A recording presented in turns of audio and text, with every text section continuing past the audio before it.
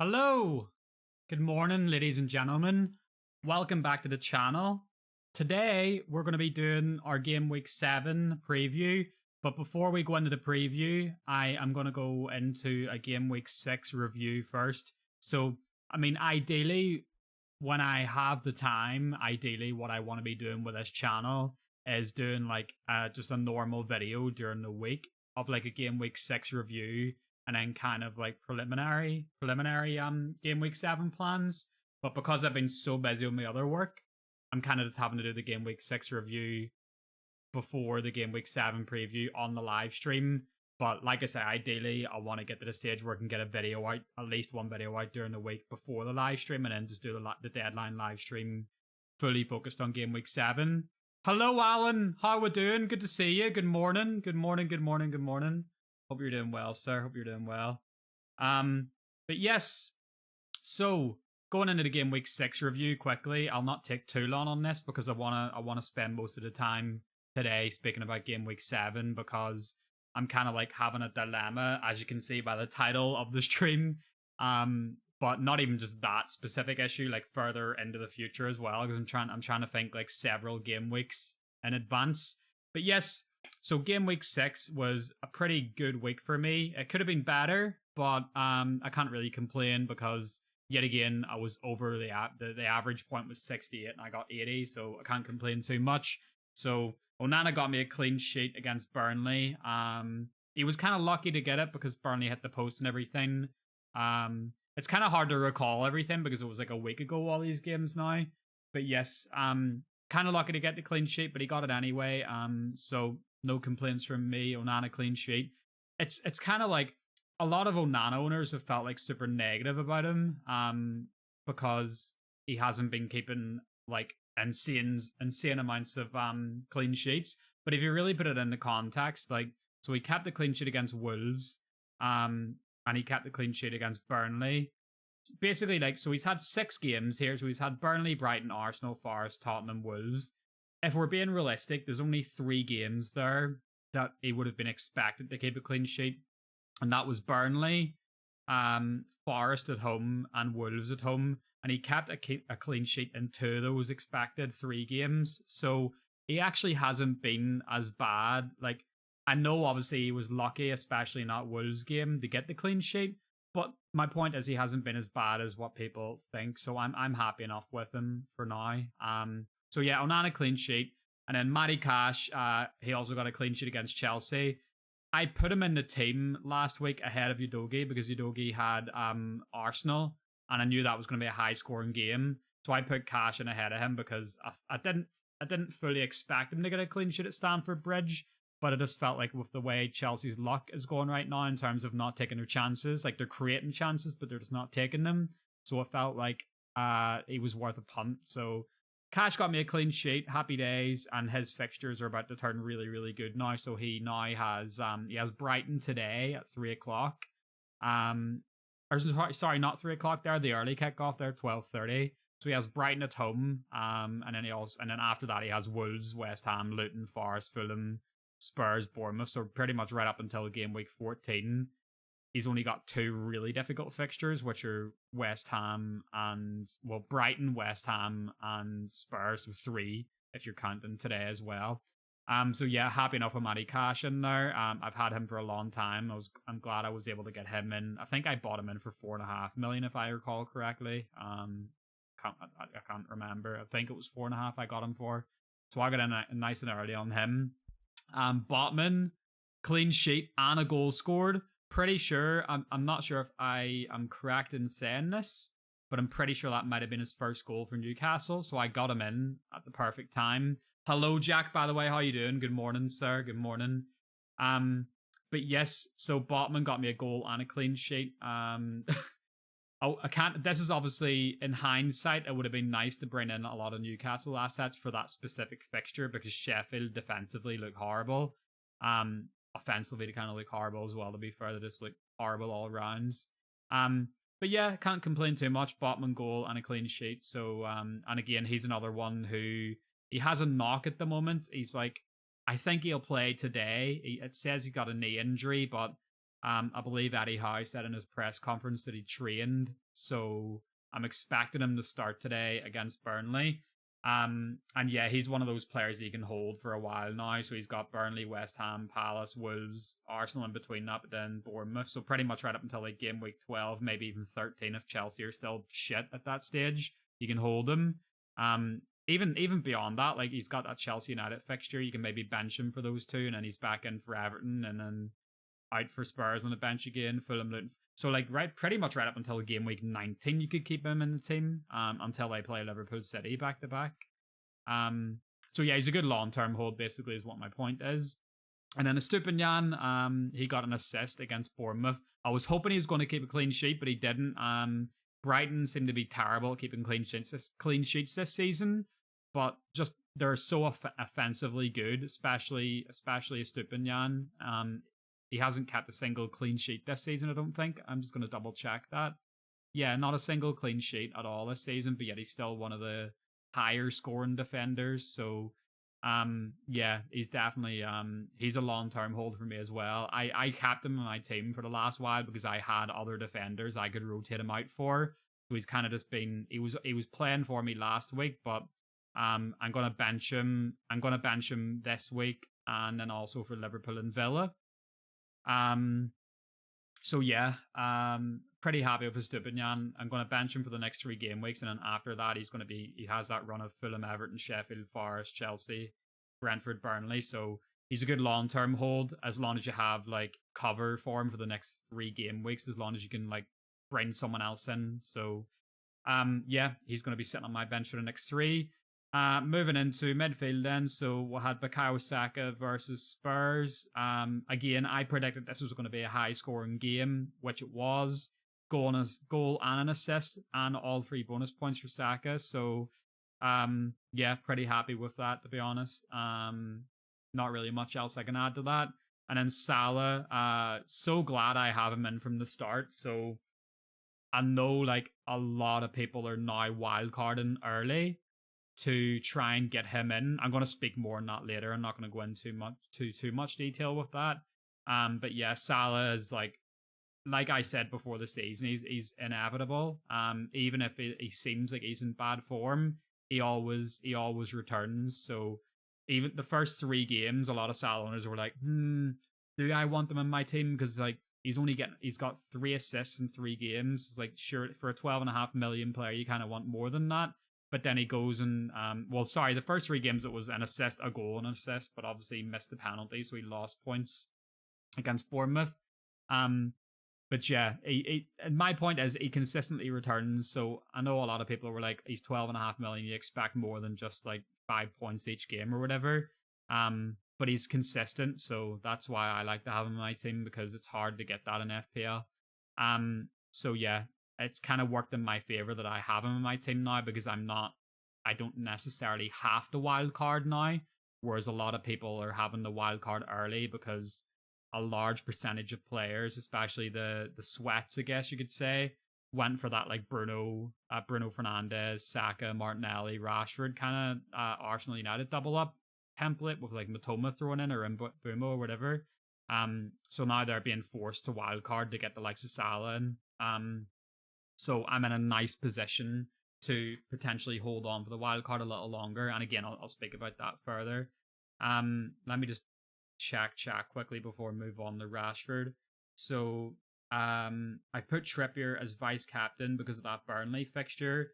They really don't seem up to much as a team this season. Yeah, like to be honest, like Burnley are playing nice football, but they're all fart no shite. To be honest with you, mate. That's what it seems like at the moment. Obviously, I watched them play against United last weekend, and they looked pretty good in spells. Their build-up play and everything was nice, but no clinical players. I mean, they were unlucky to hit the post, but even besides that, like I just couldn't see them winning the game. They just had a lot of nice build-up play, no clinical finishers. That Villa fixture for them is an interesting one. I don't expect Brighton to keep a clean sheet away to Villa, because Villa are very good attacking wise as well. But yeah, I'll speak more about Villa players soon. So Marcus Rashford, he blanked against Burnley. Kind of like Rashford's a weird one because I still think like when I done my team at the very start of the season, I said there was like 4 players that I thought were must-haves and that they were nailed on to be in my team and had to be in my team. And those 4 players were Saka, Salah, Rashford, and Haaland. Haaland and Salah are the only ones I would say are 100% nailed on in my team now. I kind of would. I want to throw Saka in. Saka probably is nailed, like he has to be there as well. But you could potentially get away with taking him out for the next couple of weeks with the fixtures he has. Obviously ignoring the Bournemouth one today, whether or not he starts that. But then he's got City and Chelsea for like 8 and 9. I mean, he's probably still going to return in those games, to be honest. But because Spurs have such good fixtures, you could probably get away with not having him for the next couple of weeks. But he's still a good long-term hold. Basically, the point I'm making is there was 4 players I thought they were 100% nailed on long-term holds for me. Now I'd say there's probably only 3, and Rashford's probably not like nailed on for a long-term hold anymore. Because if you want United assets, Bruno's been a much better pick than Rashford by the looks of it. Like his underlying stats are far better than Rashford's. Whereas Rashford's been a bit hot cold. Like he's had good games against Forest and Arsenal. He actually had a good game against Brighton. I think he had like 6 shots inside the box or something. And he looked a threat against Brighton even though they lost. But the Burnley game he was pretty underwhelming, to be honest. So yeah, Rashford's a bit of a weird one. He probably will. There's a temptation for him to leave my team, but that depends on whether or not I decide to wild card. I don't think I can get him out without wild carding. Again, I'll speak about that more later though. And Bumo, I was pretty disappointed with him. He played Everton last week. I fully expected him to at least score 1. He's in a strange spot right now, even with his talent. Just referring to Rashford again there. Yeah, like I don't even think it's necessarily his fault though, Jack. Like I know this might sound like me making excuses because I'm a United fan, but I just think with the amount of injuries that United have had recently, it's hard to like get a team to click when you're not starting. Like the midfield has been United's biggest issue this season in terms of like having players fit for that. And because we've not had the right like sort of players fit in that deeper role, Bruno's having to drop back a lot, which to be fair to Bruno, he's still contributing to goals himself, but because he's having to drop back a lot, I don't feel like he's getting as much of a chance to link up with Rashford. Because the bulk Bruno Fernandes assisted the bulk of Rashford's goals last season. The amount of times I've seen Bruno just playing a through ball into Rashford, and that's how he scored. Yeah, I don't know. I think Rashford's still a good long-term hold. I wouldn't panic sell him, and I wouldn't like get him out for a hit or anything.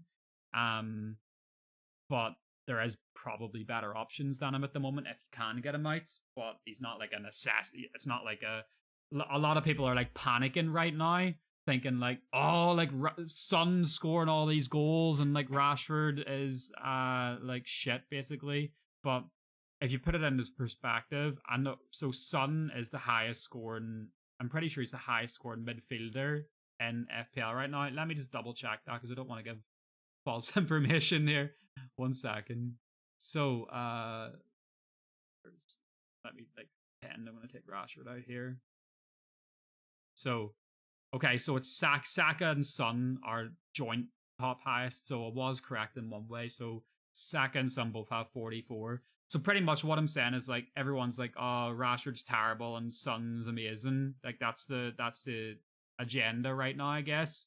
But if you look at the games Son has played in, so he blanked against Brentford, he blanked against United, he blanked against Bournemouth, he scored a hat-trick against Burnley, then he blanked against Sheffield, and then he scored 2 against Arsenal. So, like, Son's very... I don't know if... With his next 3 fixtures, Son's a good pick. After Liverpool, he's got Luton, Fulham, Palace. So they're all really good fixtures, and you can't really go wrong picking Son for them. But he also had Sheffield United not last week, the week before, and they're notoriously one of the worst teams in the league right now, and he couldn't even score against them. So my point is, like, is he as good as a pick as people think he is? Because he's only delivered in 2 games out of 6 this season. So is Rashford. Now, Rashford didn't deliver a hat-trick. Rashford didn't deliver a brace. But Rashford's... Let me just pull up Rashford again here. Rashford here, he's delivered against Forest and he delivered against Arsenal. So, like, he didn't have as big a haul as Son, but he's delivered in the exact same amount of games as Son. So Son is still inconsistent for me. And if I was going for a Spurs asset right now, there is the temptation. I've already got Udogi, so there is the temptation to get Son and Madison and triple up on Spurs, and that wouldn't be a bad pick at all based on the fixtures. But part of me is like, do I really want to risk tripling up on Spurs and then Son going back to blanking again? Because Son was like you said in the chat there, Jack. Son was dreadful last year. Now he's brilliant. Like the season, like I don't know, like last year he was terrible. The season before that he was brilliant, and like him and Kane were like there was no one better than them. So like I don't know. I just feel like Son has the tendency to be inconsistent. So I don't fully 100% trust him. I think he's a great pick for the next fixtures, but there's also options out there there's other options out there to consider. I don't think he's a must-have. Everybody's saying like Trippier and Son are must-haves. Like I don't think they are. I don't think they necessarily are must-haves because the narrative changes so much in FPL. Rashford could go out today and score 2 against Palace, and all of a sudden everyone's like, "Oh, get Rashford ahead of Son." So yeah, basically like if you make a pick, like trust your pick, trust your long-term picks. Don't panic sell out just because based on a couple of fixtures. Because Son, like I said, has only returned in 2 games, so he's not the bee's knees as everyone's saying. But yeah, anyway, moving on back to Mbumo then. So I was disappointed in Mbumo because he, as I say, playing Everton, you fully expect him to score at least 1. I kind of got Mbumo in at a bad time because he done really well the first 2 game weeks. He scored against Spurs, and then he had a really good game against Fulham where he scored 2. And then I brought him in for game week 3, and he had Palace, Bournemouth, Newcastle, Everton, and he's only delivered in one of those game weeks for me. So like, I think I done a double transfer out, so I transferred Watkins out to free up money to get Mbumo in. Looking in hindsight, I probably should have just kept Watkins because he delivered more points in that run, and then he also has better fixtures now. What am I going to do with Saka? I'm going to get to that. I'm not 100% sure, but if you're not aware, Saka has travelled with the Arsenal team, so he is there. It's not like he's at home or anything. He is at Bournemouth. And to be honest, I think he's gonna start. So I'm kind of like 90% gonna keep him. But I'll get to that later once I finish up with the game week 6 part here. So yeah, that's the midfield covered then, and then the front 3 for me was actually pretty good to be honest. So I'm gonna start with the worst one, Jackson. Jackson's so fucking frustrating, man, because I wanted to hang on to him until game week 8 at the latest and then get rid of him, and then that meant I would have been able to roll a transfer. But instead, this guy decides that he's going to fucking get more yellow cards than fucking goals. Sorry for all the swearing, but I'm just so annoyed. I'm not angry at him, I'm just disappointed. Because if you look at his XG, man, he has 3.7 XG. Now, I know, like, XG doesn't get you points. I know that. But it's showing how many chances he's getting, and he's just not taking them. He's literally 3.7 XG, so he should have like close to 4 goals, and he's only got 1. He just keeps missing. He just kept missing massive chances. So I'm annoyed. I'm disappointed in Jackson, but I'm not annoyed at myself for picking him. I'm not annoyed at fucking hell, I can't even speak. I'm not annoyed at myself for picking him because he was a good pick based on the fixtures, based on his underlying stats. But sometimes in FPL, the underlying stats turn into goals. Sometimes they don't. And Jackson was kind of like another Nunez from last season. Not Nunez this season. Nunez seems to actually have sorted his shit out a bit. He's still missing sitters, but he's scoring more than he's missing. If I have to transfer in Morris, I have to hit -8. No. It's not worth it. Unless you're planning on wildcarding, and it depends how you're transferring out for him as well, to be honest. Yeah, but a -8 is pretty hefty, to be honest. It depends on who you're transferring out, to be honest. Like, if you're transferring out someone you know is 100% not going to start and you're bringing in Morris to replace them, then fair enough, because you're replacing the points either way. But if you're taking out someone who potentially has, like, if you're taking out Alvarez, for example, it's not worth it. It's a double game week, so I know everyone, like, I brought in Morris early. I planned for this double game week, so it was different for me. I brought in Morris for the Fulham fixture because I expected him to score against Fulham because Fulham were, like, they're conceding a lot of chances. So I brought him in for that fixture. He didn't score. Kept him in for Wolves. He obviously scored the penalty and got 3 bonus points as well, so it worked out for me well. And then obviously he has a double game week now, so I'm not planning on keeping Morris further than the latest I'm going to take him out is game week 9. I might keep him like just because I'll have other priorities with my transfers if I don't wildcard. I'm gonna, the latest he says in my team is this Forest fixture. That'll be the last game for him. But yeah, basically the Morris pick, it was only worth it if you done it in advance. Like, if you planned it in advance, it's not worth taking a points hit for, in my opinion. Because you're having to transfer out like another valuable player just for one game week, and he's not necessarily going to return. Like, Luton are a pretty bad team, you know. You're pretty much relying on Moore's getting a penalty or something. But yes, so and then moving on, Haaland scored again. Are we really surprised? Are we really surprised here? The bold move would it be triple captain him? I'm not even captain him, Jack. I've got him in my team for this next for the double game week. I'm not even going to captain him because he's just too much of a risk to captain. Like, he's a punt. That's all he is at best. He's a punt. He's not a guarantee to score. He's a punt. So I was just like, well, I needed to bring in a budget forward. He's got a double game week coming up. A couple of good fixtures before it. May as well. He was a punt. That's all he is. You need a guarantee for your armbands. But yeah, so Haaland scored last week against Forest. He probably, to be honest, he probably should have scored more, but it is what it is. He got a goal. Don't really have much else to say about Haaland. Do I think Saka plays? I'm actually going to get into that now. So yeah, that was my game week 6 team. 80 points, average was 68. Pretty happy with that. I'm on 385 overall now. So yeah, moving on to game week 7. So this is my confirmed team. I do think Saka plays, JD. Yeah, I'm kind of like keeping an eye on Twitter. This is like, it's very unlikely we're going to get a team leak. And I hate to play this game. I hate to play the league game, but like everyone else is playing it. So yeah, I'm keeping an eye on Twitter to see if there is any leaks, but because the deadline is 11 today, because it's an early kickoff, and because the Arsenal game's at 3 o'clock, we're probably not going to get any team leaks in time for the deadline. So yeah, I think Saka will start, so I'm kind of like leaning on keeping him, but I'll get into like what options there are.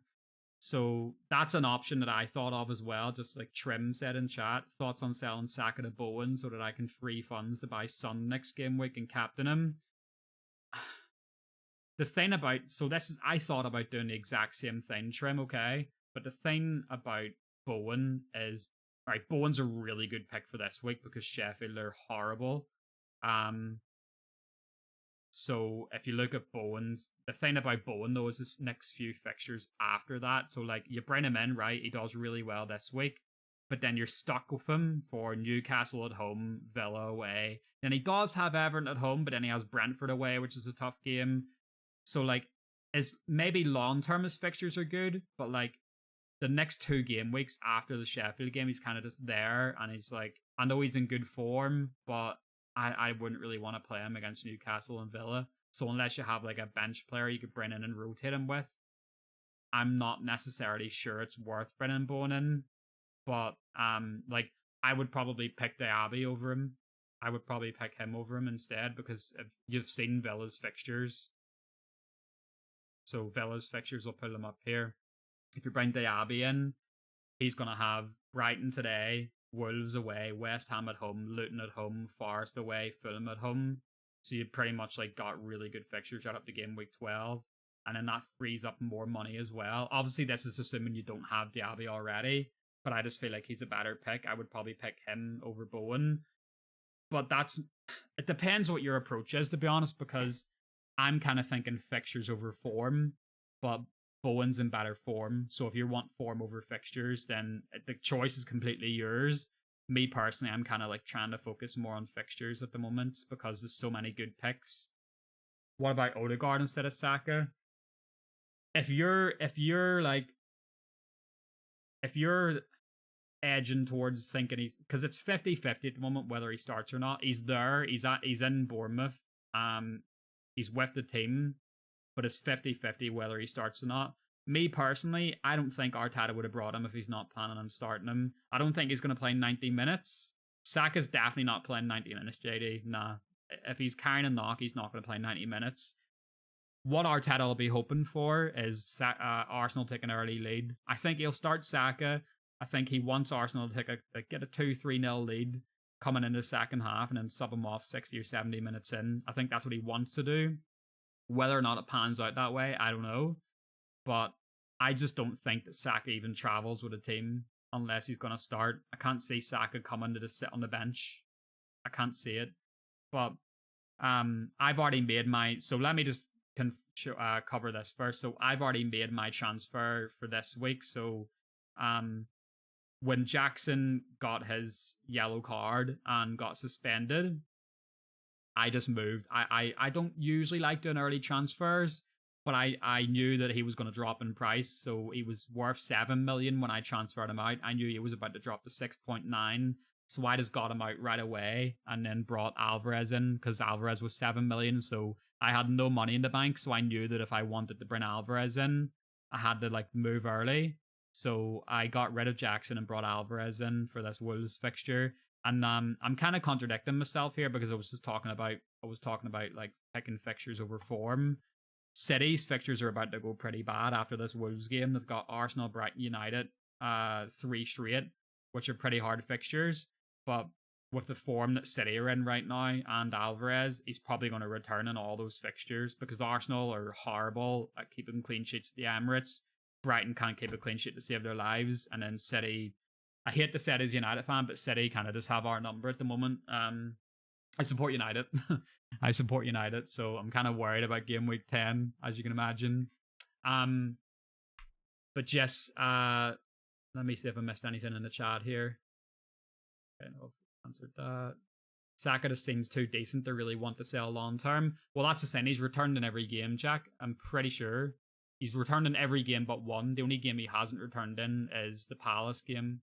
So, yeah, I don't know. I don't really want to sell Saka, but I think that I think Saka he's a good hold long term, but you can get away with not having him for the next 3 game weeks because Spurs fixtures are too good to ignore. So if you have enough money to get Saka out and move to Son, I would do that, to be honest. Or even, I would honestly take Maddison over Saka right now. But then the thing is, Maddison's carrying a knock as well. But Maddison and Son are both carrying knocks, but they did train, so they're more than likely going to start. They're probably not going to play the whole 90, but they're more than likely going to start because they trained. Saka, on the other hand, did not train, but he travelled with the team. I think he was just being rested to start, though. I don't know. Let me see what else I missed here. So I've already answered that. What about Odegaard instead of Saka? I don't know. I think honestly, if you're going to take Saka out, for me personally, it has to be for a Spurs player or a Villa player. That's the only. And maybe you could go for Bowen if you're going to wild card next week. And I was tempted to do that. I've considered using my wild card next week. I've had wild card drafts and everything made. But as you can see by the shape of my team, I've had Salah in from the start because I was confident that he's going to be consistent. So I don't necessarily need the wild card. All the people wildcarding right now are the guys that need Salah and Spurs assets, whereas the only thing that my team's missing right now is a Spurs asset, and I'll have a free transfer to bring a Spurs asset in next week. Once they're done playing Liverpool. So I don't think I am going to wildcard, to be honest. I think I'm going to try and save it, and then that way I have the upper hand on like a lot of these experts you see on YouTube, because I can see pretty much, like, I've seen like about 70% of them wildcarding this week just to get Salah in and everything because of the fixtures. Raya, Ramsdale, and Zuma or Edison and Zinchenko just for this game week. Are you gonna wild card next week? I'm guessing, Boyan. I wouldn't take any of the Arsenal goalkeepers, to be honest, because I think Raya's their number one. So if you are gonna go for either of them, it would be Raya for me. But it's just so unpredictable, man, because Arteta's talked about this in press conferences where like he pretty much wants to treat his goalkeepers like outfield players and rotate them the exact same way. So like I wouldn't take the risk on a an Arsenal goalkeeper. I don't know. I would probably play Areola if you have him because he has Sheffield United. He's probably your best bet in nets. And then Zuma. So Raya, Ramsdale, and Zuma, or Ederson and Zinchenko. I would go Ederson and Zinchenko, but yeah, Areola is probably your best bet for goalkeeper this week. Yeah, goalkeeper Areola for sure. Areola is actually a really good long-term pick for goalkeeper. Liverpool on top. JD, you Liverpool fan? We've got a couple of those in here. Don't worry. Jack's one too. Having a Spurs player after this one sounds a good plan. Yeah, for me personally, it's a necessity to have a Spurs player. I'm hoping. So I have worries about Maddison because we all know how injury prone he is. Like he has a record of like missing large clumps of the season. So I'm hoping that is not going to be the case because he has a knock at the moment. Like I said, he did train. I assume that he's going to play later today. But I'm hoping that he doesn't aggravate that even more because he's got 3 really good fixtures after that, and I don't really want to upgrade. I don't really want to go for Son. I would rather have Maddison than Son. And I think for anyone who wasn't here earlier when I was explaining that, I don't think Son is as nailed on as people think he is. I've seen like every FPL expert say that Son is a must and Trippier is a must. I can understand Trippier being a must. I can understand people saying that because his fixtures are really good, and with his with the Newcastle defense being so good, he's going to keep clean sheets, a lot of clean sheets over this next run of fixtures. But then on top of that as well, he has that ability to. I said this last week. He has the ability to just pull assists out of like he's the best set piece taker in the league. Him and Ward Prowse are the best set piece takers in the league. So he's going to get assists because of the sheer size of that Newcastle defense when they're coming up for corners and stuff. You've seen it last week with Botman and Byrne and all those guys scoring. JD, I can't think of anything worse than supporting Liverpool, to be honest. I would just much rather not. I think my father would disown me. Just checked. I transferred Sarr in. I don't even remember doing that, but that's one for some reason. You transferred Sarr in from Spurs. I mean, like, he's an enabler. That's all he is, Jack. Like, he's a pick you would put on your bench just to enable more funds for better players. He's not necessarily a good Spurs pick. But yeah, so going over my team then for this week. I mean, you can see it on my screen already.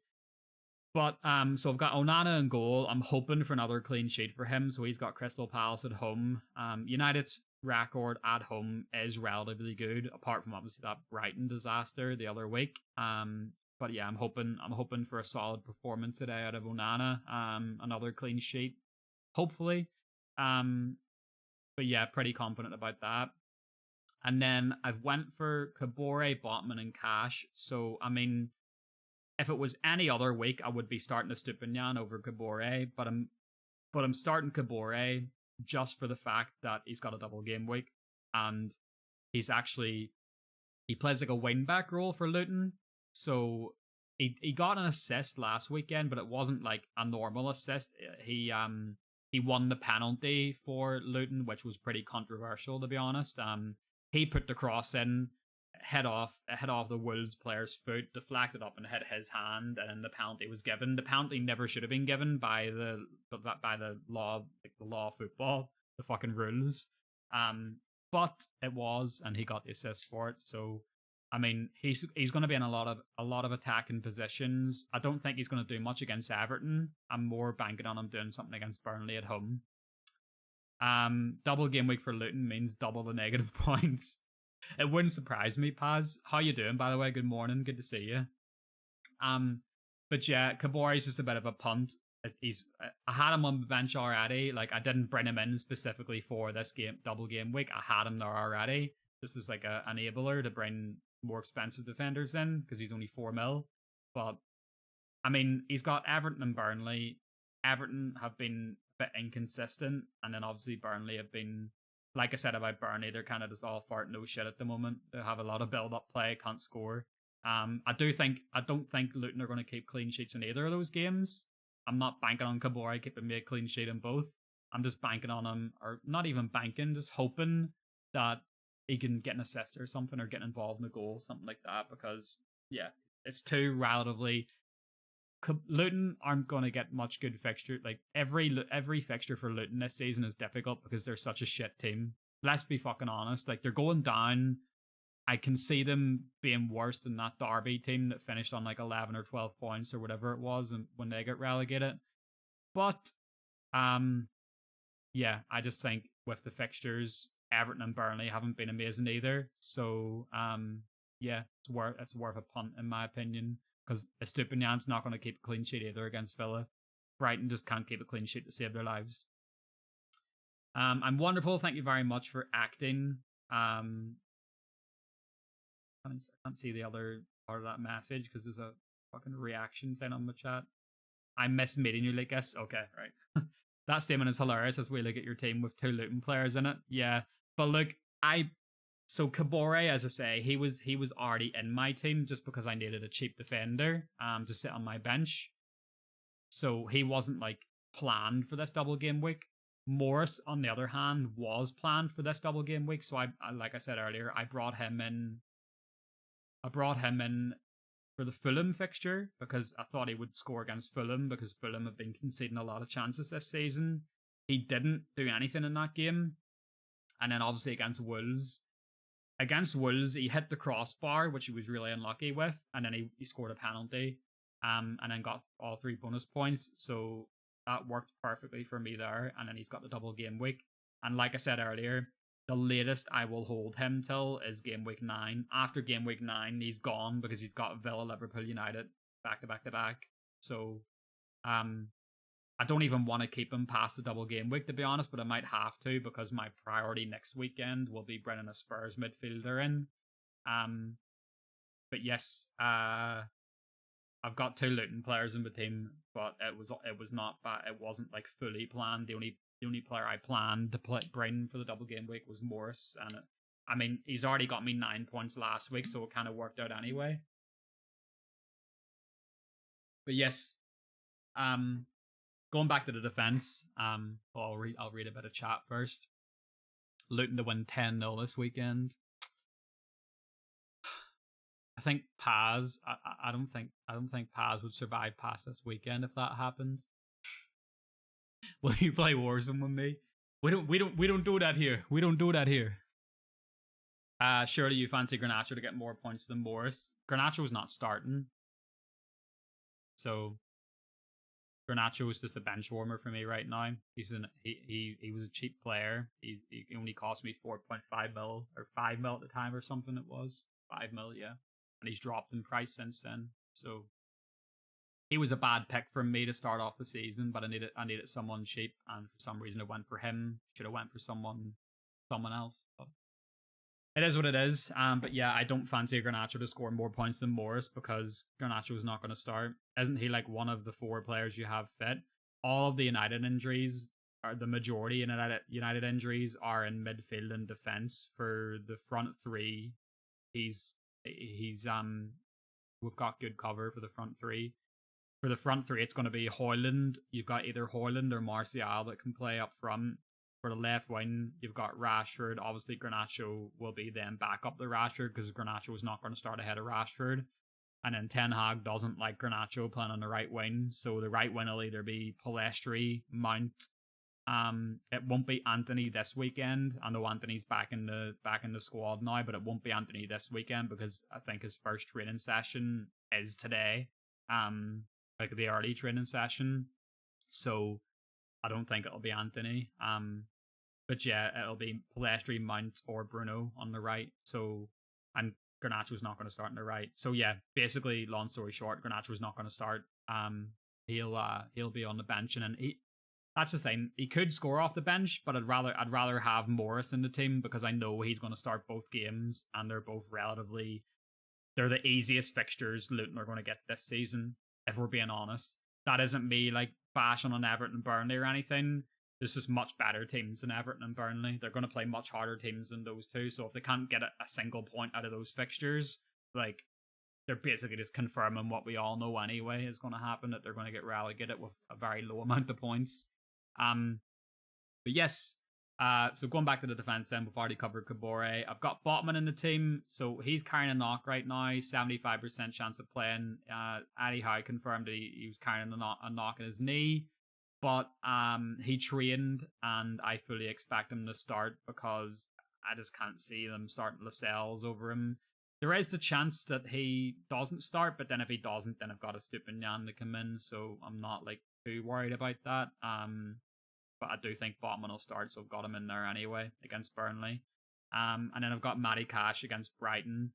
At first, I'm not going to lie, I had a Stupinian in over Cash because it was like thinking, oh, a Stupinian is so good for attacking returns.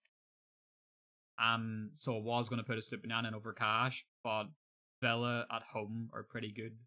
So I don't think they're going to keep a clean sheet, but yeah, I'm putting Matty Cash in ahead of the Stupinian because I think that Villa are going to win, and if they win, he plays so high up the pitch that he definitely has a chance of being involved in a goal or something. But to be honest, the main reason I have Cash in the first place is because this fixture run after this Brighton game, when they've got Wolves, West Ham, Luton, Forest, and Fulham, and then after that Spurs game, they've got Bournemouth as well. So he's in there for the long term. But today it's kind of a toss-up between him and a Stupinian. It could go either way. I don't know. I've just picked Cash because he's at home, to be honest. That's the main reason why I've put Cash ahead of a Stupinian. The home team definitely has an advantage, and when Villa Park is rocking, it's hard to win there. Moving on to the biggest topic of the video. So Paz, as just mentioned, he has a 75% on Son. The thing about Son though is he trained Paz. So Postecoglou confirmed that he trained along with Madison, so he'll more than likely start because it's a big game for them against Liverpool at home. So I think he'll be fine, mate. I think he'll start for sure. But I don't think you're going to play a full 90. I think they'll probably. To be fair, Son hasn't really been playing the full 90. I'll show you here quickly. So like with the Son. So Son, he's only played 290 minutes this season. So against Brentford, subbed off after 74 minutes. He played back-to-back 90s against United and Bournemouth. Blanked both, by the way.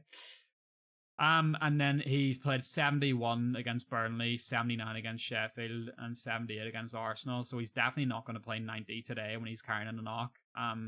He'll get subbed off about 70 minutes again, I would say. But yeah, I don't know. Like, Son's a really good pick for these next three fixtures after the Liverpool game, and then like even just a couple of after that. But like I said before, I don't think he's 100% nailed on like everyone else is saying he is, because he's not been consistent. He's had two big hauls. He's had a hat trick and a brace, but then he blanked against Brentford, United, Bournemouth, and Sheffield. So I can understand why people want him in. He's not a bad pick. He's a really good pick because his fixtures, like I said, his fixtures after this game against Liverpool, and he'll probably score against Liverpool as well because Liverpool haven't been defensively great. They keep conceding first and then coming back. So there's a good chance that Son grabs something on the counter. But yeah, it's Luton, Fulham, and Palace. That's the reason why you've got him in your team, because he's probably going to score a couple of goals in those next three fixtures. So he's a really good pick. I just don't think, like I say, he's 100% like a must-have the way people are making out on Twitter and stuff. I really don't think that. I think people are like making it out like Rashford's horrible and Son is like the gift of God now. But if Rashford, like I said earlier, if Rashford goes and scores 2 against Palace today, then all of a sudden people are like, oh, I want Rashford in the team because he has back-to-back home games and then he has Sheffield United away. And then once he gets past that City fixture, and to be honest, he'll probably score in that City fixture as well because he absolutely loves the goal against City at home. When we get to play in the counter attack a bit more, and then after that City game, he has Fulham, Luton, and Everton. So the perspective will change completely if Son comes off after 70 minutes and blanks against Liverpool, and then Rashford scores 2 against Palace. All of a sudden, people are like, "No, Rashford's a must-have, and Son, you need to get rid of Son." So like, people just knee jerk all the time. Any news on Saka starting? There's no news on him starting. I'm gonna double check Twitter again to see if there's any team leaks, but I very, very much doubt we're gonna get a team leak for a 3 o'clock kickoff. But let me just double check quickly again before I 100% say he's playing or not. 1 second.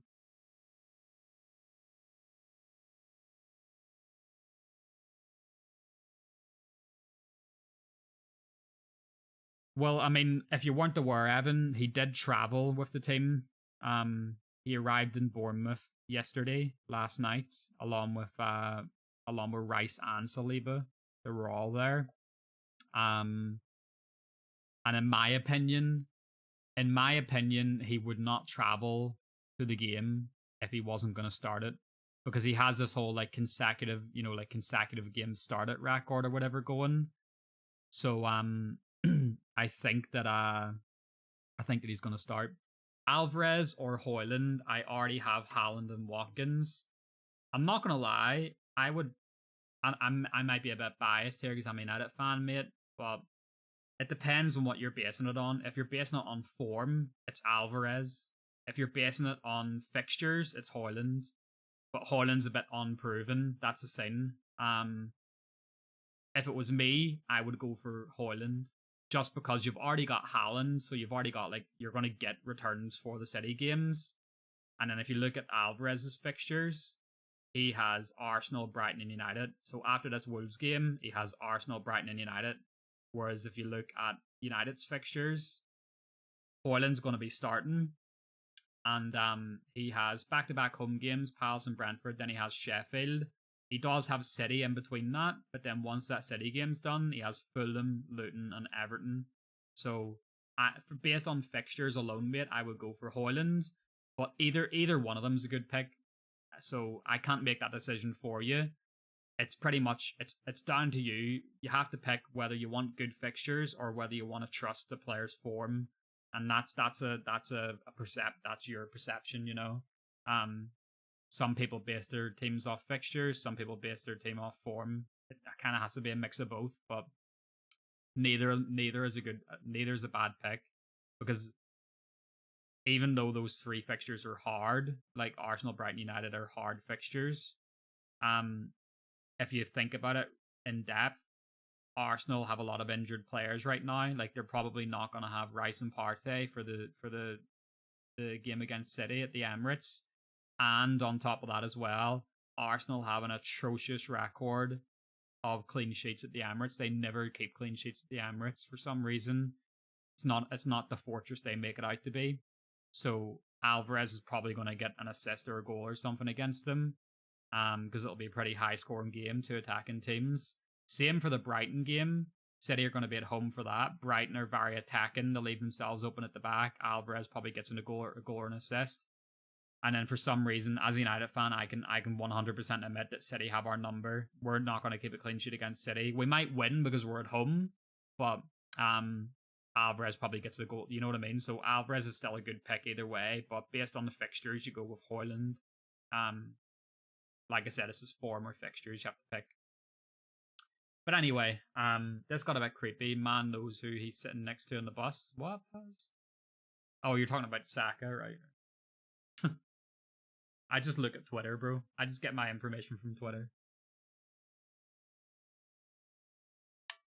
He's gonna bring up his bank number and favorite dinner soon. You went with Darwin, Paz? Darwin's not a bad pick either. Should I start Højlund before Watkins? I got cash in my lineup already. For this game week? Yeah, I probably would. I don't know, man, because Brighton are conceding a lot of goals right now.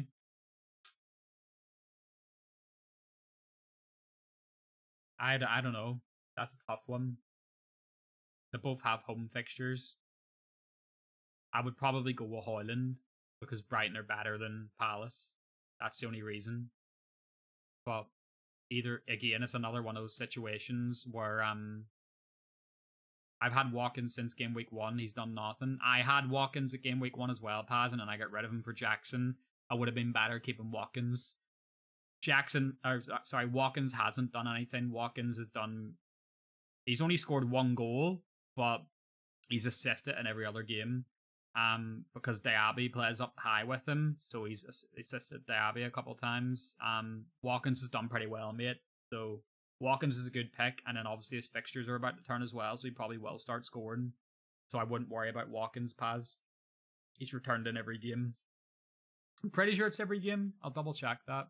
But I know he's gotten a lot of assists.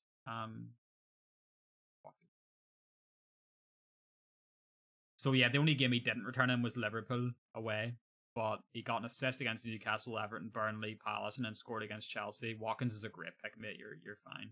Fine, don't worry. I'm very glad I didn't go for Watkins. I regret selling him, but it is what it is. It is what it is. I had to free up money elsewhere, you know, or at least I felt I needed to.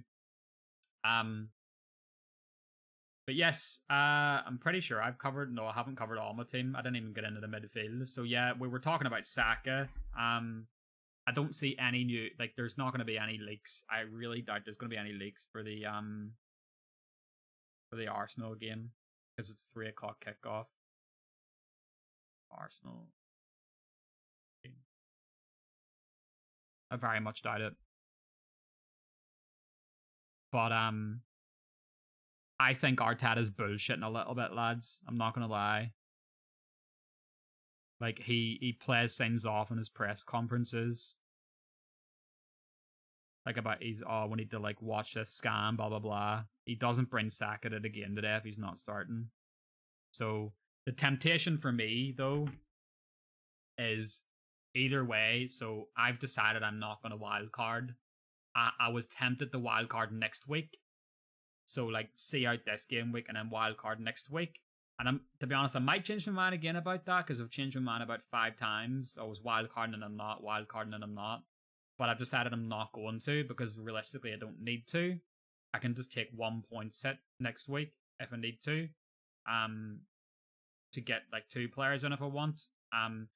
Most likely what I'm going to do next week is I'm going to do this. I'm going to take Saka out because Saka, after Bournemouth, he has City and Chelsea, which like he probably will return in those anyway. But I think Spurs fixtures are better and I want a Spurs player in. So it's going to be Saka out and I'll bring Maddison in because I think Maddison's the better pick than Son and I can't afford to have both. I mean, well, realistically, I could go Maddison out, right? I could go Maddison out and then bring take Rashford out and put Son in. I could do that and triple up on Spurs. That's one option, and then take a 4-point hit. I'll obviously have a free transfer next week, so it won't be it. It'll be 4. So that's one option I have. But to be honest, like I said about Rashford, he has good home games and he has Sheffield United away. I'll want them for those 3. And then I'll also want them for those 3 fixtures after the City game. And even in the City game, he's probably going to score as well because he's playing on the counter. So, yeah, that's pretty much that. I could do that, but probably what I'm going to do is I'll take Saka out for Maddison next week. And then I'll take Mbumo out and bring Diaby in because I want to have a Villa player. I want to have at least 2 Villa players for that run that they're going in. This Wolves, West Ham, Luton, Forest. So that's my plan next week. Ward-Prowse or Bowen. I prefer Bowen personally because he's more of a goal threat, but both are good picks because Ward-Prowse, if you think, it's kind of a similar situation to Trippier. Trippier and Bowen, or sorry, not Bowen. Trippier and Ward-Prowse both have the best set piece delivery in the league, and they both play in really tall teams. Like when West Ham go up for corners and free kicks, they've got Zuma, they've got Kufal, they've got Souček. They've got like a lot of big players, and Ward-Prowse's delivery is really good. So you could bank on a few assists from Ward-Prowse, but like I say, Bowen's more of a goal threat, and because West Ham playing the counter attack, I would probably go for Bowen. But Ward-Prowse is a good pick too because he frees up more money. He's only like 6.3 million, whereas Bowen's 7.2. bench Saka or Madison. If you have a choice between benching either of those, I would bench Saka, to be honest, just because even though he's got the better fixture, he's like Madison trained, so Madison's 100% going to start in my opinion. Madison trained along with Son, so he'll play at least 70 minutes. He's going to start. Whereas Saka, on the other hand, I'm confident that he's going to start. I think he'll start, but it's not a guarantee. Madison, I think, is guaranteed to start because he trained. That Saka didn't. So if you have to bench one of them, I would bench Saka. But my apologies if he does start and he scores. But just based on availability, like Madison's 100% starting today, and it'll be a high scoring game. So I would bench Saka if I were you, mate. If you've got any other questions, by the way, guys, feel free to throw them in the chat. It's like 30 minutes till the deadline, so I'm probably just going to go get offline once the deadline hits at 11. So keep the questions coming in, and I'll keep going through my team as well. So 1 second, I'm going to get more water. But yes, I can't even remember what I was talking about before. I'm kind of just ranting right now. Oh yes, I was talking about my plans for next week. So yeah, I can get away without wildcarding. So I'm not going to follow the trend right now of all the YouTube experts wildcarding. I am just gonna take a hit next week if I have to, which I'm probably going to. I could take the hit right now, to be honest. I have the option, like, if I'm obviously not 100% sure Saka's going to start, I could potentially just take the hit now before the deadline hits. I could just take Saka out right now and bring Madison in, and in that way I know that I have Madison for those next 3 games. The problem with that, though, is that if Madison, and as this is what I said before, I don't trust Madison's fitness record, because he's so historically injury prone. I don't want to take a hit, bring Madison in, then he aggravates the injury against Liverpool today, and then he doesn't play those next 3 games, and then my plan's out the window, and I've taken a points hit for nothing. So that's why I'm kind of just sticking with Saka for now. And then if I find out that Madison is fit, then I can bring him in next week if I know that he's going to start that Luton game, you know. But I'm not willing to take. I don't want to take that risk just in case that he probably will score or assist today, because Liverpool are pretty bad defensively, so he's not a bad pick for this week. But I just, like I said, I'm scared that he's going to aggravate the injury and then he doesn't play the 3 good fixtures after that. So I'm kind of just sticking with my team for now. That's what my team is for this week, and then I have to just hope that Saka. I just have to hope that Saka starts. But if he doesn't, I mean, I've got a Stupinian coming off the bench anyway. And very worst case scenario, I've got starters to cover. So worst case scenario is Botman and Saka don't start. If that happens, a Stupinian and Udogie come in, and Udogie, like, he's not going to keep a clean sheet either. A Stupinian and Udogie aren't going to keep clean sheets, but they have chances of getting an assist or whatever, because it's going to be high scoring games like Jack was talking about. Whatever happened, that Spurs Liverpool game should be fun. I do reckon there are goals in both teams for exactly. Spurs aren't going to like fail to score with the way Spurs are playing right now, with Postecoglou like turning them into like an all out attacking team. They're not going to fail to score at home against a Liverpool team who are leaking goals right now. Liverpool are really good right now, but only offensively, in my opinion. They're not great defensively. They're doing really well in terms of like recovering games, but they're usually conceding first. I think there's a couple of goals in it for Son today as well, so Son owners should be rubbing their hands, because yeah, part of me really does wish I had Son, but like I just don't think he's 100% must have. I really don't think he is, but that might change over the next couple of game weeks. But I'm kind of just sticking with Rashford right now, and then we'll see. The only time I was going to wild card pretty much just because I wanted Son and Madison and a Villa player, but I just don't think it's worth wild carding. I really don't think it is, for me personally. I think the only time it's worth wild carding right now is like, and this is the case for a lot of players, is if you don't have Salah, you don't have any Villa assets, and you don't have any Spurs assets, that's the only time I would be wildcarding. But I've already got Salah. I've had him since game week 1. I've got a free transfer next week to bring in a Spurs asset. I've already got Udogie on top of that as well. I've already got a Newcastle defender. My team's in good shape, you know. I've already got Alvarez and Haaland. I have the option of trading out Alvarez and bringing in Højlund because Højlund has better fixtures than Alvarez. So like I've still got flexibility to make this team work. So I'm not gonna wild card. Diaby or Bowen. It depends on your wildcard plans, to be honest, Caden. So if you're planning on wildcarding either next week or the week after, I would say Bowen, and then you can just take him out for Diaby in your wildcard. But if you're not going to wildcard anytime soon and you're thinking more long term, me personally, I would pick Diaby because he has way better fixtures long term. So I'll put it up again now. I was just talking about this about 20 minutes ago. So if you look at Bowen's fixtures, so he's got Sheffield United today, and he's probably gonna haul against Sheffield because Sheffield are horrible. But then after that, he has Newcastle and Villa, so he has 2 tough fixtures after that. Then he has good fixtures again. He has Everton, he has Brentford, he has Forest, he has Burnley, Palace. So he has really good fixtures after that. But those two fixtures, those 2 fixtures in between of Newcastle and Villa, you're kind of just like, he's kind of in your team doing nothing for 2 weeks after this week. But on the other hand, I'll pull up Villa's fixtures here quickly. So if you bring in Diaby, you don't have to worry about his fixtures at all. You're gonna have Brighton at home, you've got Wolves away, you got West Ham at home, you've got Luton at home, you got Forest away, you got Fulham at home, you got Spurs away, and then you got Bournemouth at home. So pretty much right up until game week 14, you can just have him in your team and you don't have to worry about taking him out. So for me personally, I would probably go for Diaby.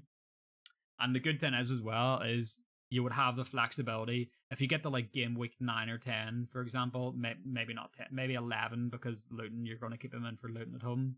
If you get to game week 11 or whatever and you're like, oh, Diaby isn't performing the way I want him to, he only costs 6.7 million it is at the moment, so you can just switch him out for Matoma because Matoma is going to have good fixtures soon. Brighton after game week 9, so Brighton at game week 10 until 13 have really good fixtures. So yeah, if you get to like game week 10, 11 and Diaby isn't delivering, you can just take him out for Matoma. So yeah, to answer your question, it depends on if you're wildcarding. If you're going to wildcard in the next couple of weeks, Bowen. If you're not, Diaby. Really hoping for the Haaland 7 goals against Wolves this weekend too, as I think we all have him as captain. Yeah, man. Everyone's going to captain Haaland this week. I seen that there's some people captaining Morris, and honestly, I respect it. I respect people having balls to do it. I thought about it for like a split second, and then I slapped myself in the face and thought, what the fuck am I doing? And then put the armband back on Haaland. Morris is a punt. I said that this earlier. Morris is just a punt for me. That's all he is. But yeah, so I've covered Saka. I haven't really talked about the rest of my midfield. So I've got Salah in. Obviously, again, I've had him in since game week 1. He's not anything new. I do think there's definitely like a goal or an assist or something in this game for him. And Spurs is going to be a very open game. And I'm excited to watch it, to be honest, just as a football fan. It's going to be a very, very open game. And then his fixtures after that are amazing, to be honest. Again, similar situation against Brighton. It's going to be a very open game, 2 attacking teams, definitely a goal or an assist in it for him. Then he's got Everton at home. We all know that, I'm sorry if Paz is still here, but we all know Salah owns Everton. So yeah, he seems to be on it this season. Not only just as a goal scorer, but like as a creator as well. Jack, his passing and everything, his chance creation is really, really good. But yeah, if you look at his fixtures, he's kind of just like, he's nailed on for like right up until game week 16, I would say. Obviously he has City in between that, but I mean that from now until game week 16, he only has one really difficult fixture, and that's the City game. After that, you could consider taking him out because then he has United and Arsenal back to back. He does have Burnley in between that. Then he has Newcastle. Then he has you know what I mean. So after game week 16, he's not a necessity in my opinion. But for the next while, he's a necessity. I think he is. And to be honest, I said since the start he was a necessity, so I'm gonna like brag about that because a lot of people decided not to start with Salah because they wanted Bruno and they wanted and Bruno's not a bad pick either, but I don't know. I just feel like going without Salah and FPL is kind of just it's nearly as bad as going without Haaland.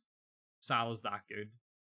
There's only two players in the league right now that are like that undeniable, and it's Haaland and Salah, like as attackers. There's a lot of other good players, but yeah, Haaland and Salah are like the two undeniable ones. Like they're the ones that are almost guaranteed to score or assist most games. So to be honest, got another question. Bench Cash or Stupinian? I've benched a Stupinian. So I'll pull up my team here. Oh, there's my team. It's kind of a 50-50 to be honest for him. It could go either way. Honestly, the only reason that I've picked Cash over Stupinian is because Cash is playing at home. That's literally the only reason. I don't think either team is going to keep a clean sheet because we've seen what Brighton can do away from home. They've obviously beat United away from home. And they beat they beat Wolves away from home as well. It's more the United game I'm referring to though. Obviously, if they can do that at Old Trafford, then they can go to Villa Park and win easily. I don't think either team keeps a clean sheet. So, and to be fair, Stupinian didn't even play in that United game, I don't think. No, he didn't. So, yeah, I don't know. I just think Cash is the better pick because he's playing at home, and Villa Park's a tough place to go to. And he plays pretty attacking as well, Cash. So if there's any team that's going to keep a clean sheet, it'll be Villa because they're playing at home. But I don't think either team will keep a clean sheet. But yeah, I mean, that's just my thoughts on it, man. It's 50-50. It really is a 50-50. You could go either of them. That game's unpredictable. It really is. But yeah, I was going to say, so Salah, there's actually a case to be made that you could potentially captain him over Haaland for like 3 games in a row. So if you look at game week 9 until game week 11, no problem for him, by the way, no problem. So yeah, game week 9 until game week 11, he's got Everton, Forest, and Luton. So like, there's really, really good potential for him to be captain for those games. Whereas Haaland, game week, let me just remember the numbers again, I'm forgetting. Game week 9, 10, 11. So Haaland, game week 9, 10, 11. He's got Brighton, United, and Bournemouth. So you could probably get away with captaining him against Bournemouth. But then again, game week 11, Salah has Luton. So you're probably going to captain Salah against Luton. You know what I mean? So yeah, I mean, I'm strongly considering it. I am strongly considering captaining Salah for 3 game weeks in a row over Haaland. You know, he's a 12.5 million player. What's the point of having him if you're not going to captain him against teams like that? I'm glad that because I've not captained Haaland twice this season and it's worked out for me well. So I'm glad there's actually that option now. It's not just like you have to captain Haaland or you're fucked. Yo, thanks for the sub. Thank you for the sub for him. I appreciate it. I can't English right now. My bad. But yeah, moving on from Salah. So I also have Rashford this week as well. Crystal Palace at home. I've touched on Rashford already.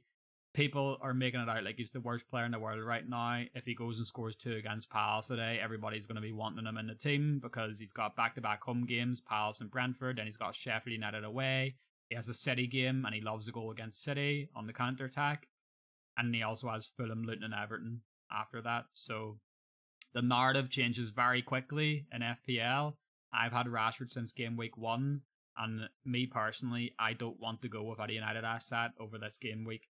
From game week 7 to game week 13, I don't want to be without a United asset. So even if I don't have Rashford, I'll find a way to bring Bruno in because Bruno's only 8.4 million and he's on penalties, he's on set pieces, all that stuff. So if I had the choice between Rashford and Bruno right now, I would probably pick Bruno. I think Bruno's probably the better asset, United asset.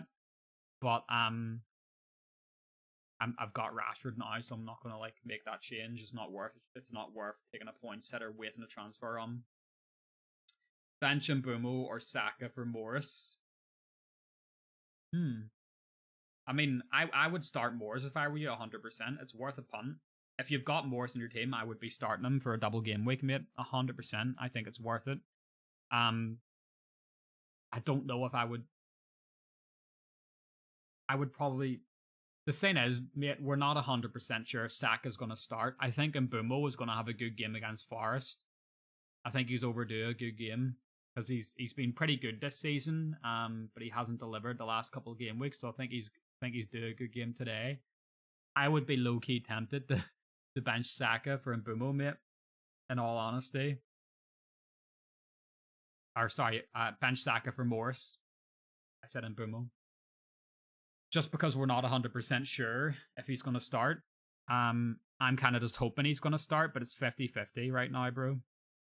He's traveled with the team. Saka has traveled with the team. And I think because he's traveled with the team, he will start. I don't think he's going to play the full 90 minutes, though. Whereas we know for a fact that Morris is going to play the full 90 minutes of both games. Unless he gets injured. But he's going to play the full 90 against Everton. He's going to play the full 90 against Burnley. He plays the full. He's played the full 90 of. The only time he hasn't played the full 90 this season is against Fulham the other week. Watkins or Vissa? Watkins, easy. Not even a debate. Watkins all day.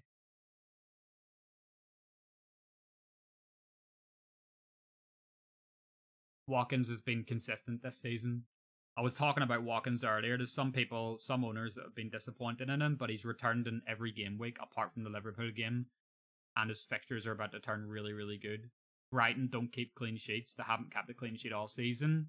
And Watkins' fixtures are about to turn really, really, really, really good. This is Watkins' fixtures here. So Brighton at home today, Wolves, West Ham, Luton, Forest, Fulham, and then Spurs and Bournemouth. I wish I could have Watkins in my team. I can't have him in my team unless I wildcard. The only way I can get him in my team is if I wildcard, and I don't want a wildcard. I don't want a wildcard.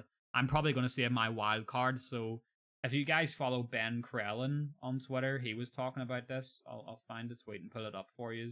1 second. Shout out Ben Krellin. He knows his shit.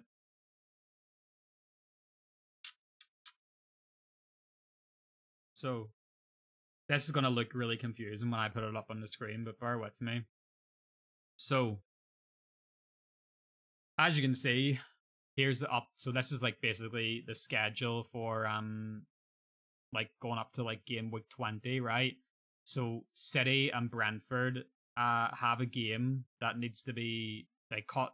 There was a game City and Brentford were meant to play, but it got postponed because of the Club World Cup that City have to play in because they won the Champions League. So they were trying to find where to fit that game in. And because City and Brentford both got knocked out of the AFL Cup, there's a free weekday. There's a so obviously teams in the league naturally play on weekends. There's a free midweek for game week 20. So let me just. He's got this laid out very confusing, doesn't he? Can't even see the game weeks.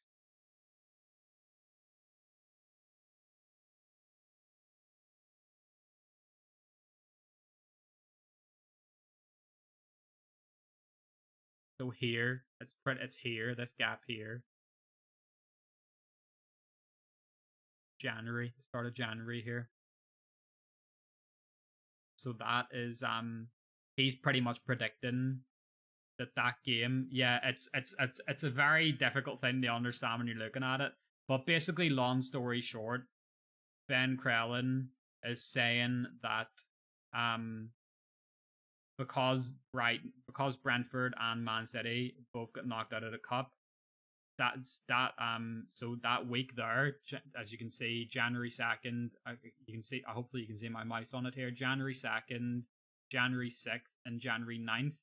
So that whole like weekday there, that whole midweek, schedule is when January 6th is all the round 3 games being played. Okay. And because Brentford and City aren't in the cup anymore, they've got a free midweek, so they're probably going to play. It's most likely they're going to play the Brentford and City match. So Brentford and City will have a double game week that week, game week 20.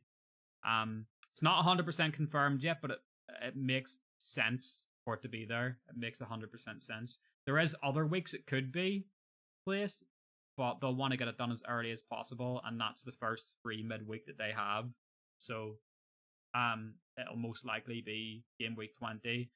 So basically the reason why I brought that up is because that's when I'm planning on using my wild card. That's why I don't want to use it now, because if I keep it until then, it means that I can wild card, because there's potentially going to be a game. There's potentially going to be like a week where City don't have, because City will have, like, the World Club Cup, like I was talking about. City are going to have a couple blank game weeks. So what I can do is I can transfer the City players out. I can transfer Haaland out. I can transfer Alvarez out, whoever I have at the time, so that I don't have players with blank game weeks, and then wild card them back in. That's why I don't want to use my wild card. Like I say, a lot of people obviously don't have any choice but to use it right now, because they don't have Salah, they don't have any Spurs assets, they don't have any Villa assets, and they don't have enough time to like get the transfers done in time for the fixture swing. But for me, I do have time to get Spurs assets in, and also get Villa assets in. I can just take one hit next week and I'm sorted. I can do a free transfer from Saka to Maddison if Maddison's still fit, and then I can do a hit and take Mbumo out and put the Abbey in. So that's my plan. But yeah, the only thing that I'm trying to weigh up now is, do I take Saka out right now, because we're not 100% sure if Saka's going to start. Do I take Saka out now and bring Maddison in, or do I just keep Saka in and risk him not starting and then just bring Estupiñán comes off the bench? I think Saka starts, so I'm like 90% keeping him in the team, but 10% of me thinking just bring Maddison in now. But the reason why I don't want to do that, like I said before, is if Maddison plays today against Liverpool, aggravates the injury, I'm stuck with him. Because obviously the plan for Maddison would be like, bring him in today, he plays against Liverpool, then he has 3 really, really good fixtures after that with Luton, Fulham and Palace. But if he gets injured against Liverpool, then I've just wasted 4 points bringing Maddison in, and I'm going to have to transfer him back out again. So I'm not going to transfer him in, I don't think. I'm like 95% now keeping Saka, but I've only got 10 minutes to decide. But yeah, I'm probably just going to keep Saka, because I think there's a good chance he starts, because he's traveled with the team.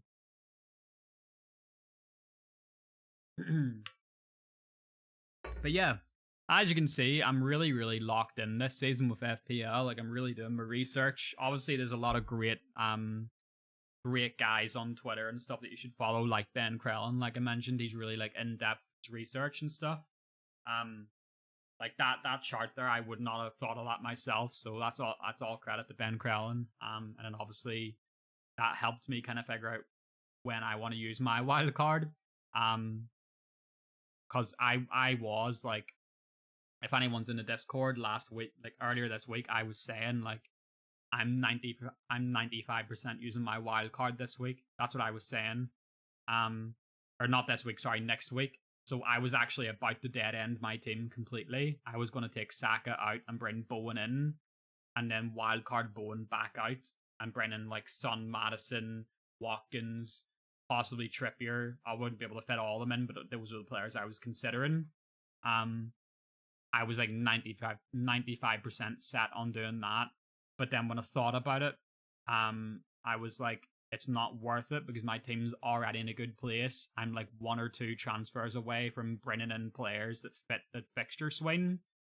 And then I can save my wild card for when City have to play the World Club Cup. And I can like transfer them out, wild card them back in for the double game week. Sorted. Easy.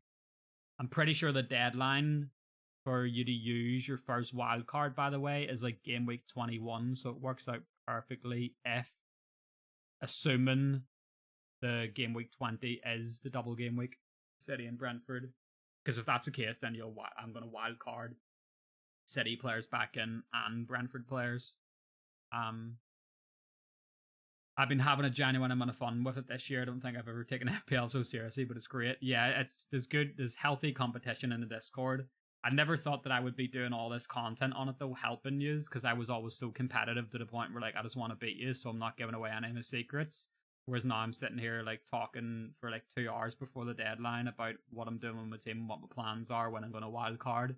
I'm just giving all the secrets away. But I'm still confident I can win the league this season. I just have to try and beat Kyle. Kyle's the one to beat. He's always up there. Like what's the league looking like now? Well, I'm in second right now, 4 points ahead of Alan, and then quite a fair bit behind. I would have been so close to Kyle last week, but last week Matoma come off his bench. I still outscored Kyle last week, but I would have massively outscored him if Matoma didn't come off the bench. Matoma saved him last weekend. I was annoyed about that. But yeah. I will beat you, but yeah, I love the vids. But that's the thing, Jack, if you beat me, then I'm gonna take credit for it because you got all your tips from me. You know what I mean? So it's a win-win for me. I can just be like, oh, Apprentice becomes the master, you know what I mean? It's a win-win for me. But yeah, I still haven't even covered all my team, to be honest. I mean, I pretty much have talked about all the players anyway, but yeah, I've talked about Rashford. Like I said, narrative can change on him very quickly. I'm very happy to have him in the team. He's talented as fuck, and yeah, I think he's going to turn it around, especially with the injured players for United coming back. I think it's really going to help him having like the likes of Mount and all playing again, and even Kobe Manu and stuff coming back too is going to help him. And then I've got Mbumo in. This is probably Mbumo's last week in my team. Just because I need to have Villa players in my team. There is the temptation to keep him in until game week 9 at the latest. Like, I don't want to have him in the team for that United game, but he has a good fixture against Burnley at home. The latest he stays in my team is game week 9, but most likely this is his last week in my team because he'll probably make way for Diaby. I've got Morris for the double game week. Again, I've talked about Morris already. He's a punt. I'm not going to captain him. You're brave if you're captaining him. He could easily blank in both of those fixtures, but I brought him in a couple of game weeks ago. He got me 9 points against Wolves last week. Pretty happy with that. If he gets me anything in this double game week, then I'm happy enough, you know. It's a punt. That's all it is. Obviously, Haaland captain. Don't have to explain that one. He's just a fucking robot, and he has Wolves away, and Wolves have been leaking goals all season, so that's all there is to that. And then, obviously, like I said earlier, I took Jackson out of my team and brought in Alvarez. I had no money in the bank and I had to sell Jackson early. As soon as I seen Jackson get his yellow card last week, I transferred him out because he dropped. I knew he was going to drop in price right away because he got suspended. So I took Jackson out right away and brought Alvarez in because that was the only. I wanted to bring Højlund in. I would have preferred to bring Højlund in, but because I had no money in the bank, I was 0.1 million away from bringing Højlund in because Højlund went up in price. So I wanted to bring Højlund in for his fixtures, but I couldn't do it, so I had to go Alvarez instead. But I mean, Alvarez is still a good pick because he's got Wolves away, and then even with the difficult fixtures he has after that with Arsenal, Brighton, and United, he's still probably going to return in those fixtures because, like I mentioned earlier, Arsenal don't keep clean sheets at the Emirates. They have a really bad record at the Emirates for keeping clean sheets, and they concede a lot of goals as well. So I assume I can't see that changing anytime soon, especially with the injuries they have with like Rice and everything out. And then they've got Brighton, and it's a similar situation with them. Brighton can't keep a clean sheet to save their lives. So yeah, that's my team for this week. Obviously, again, Estupiñán and Udogie both on the bench, both are going to start, so they're there to cover just in case Botman or Saka don't play. But that's my team for this game week. Turner or Pickford. For this game week, do you mean?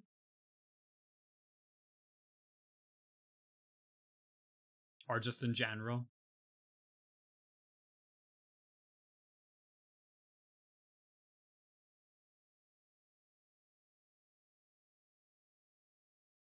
Because if you're talking this game week, I would probably go Pickford. I know obviously Pickford owners have had a hard time of it recently. With him like being close to keeping clean sheets, making a lot of saves, but not keeping clean sheets. But if he's ever going to keep a clean sheet, it'll be this game week against Luton. I would go Pickford this week. Who's Turner got? Turner's got Brentford. Yeah, I would definitely go Pickford.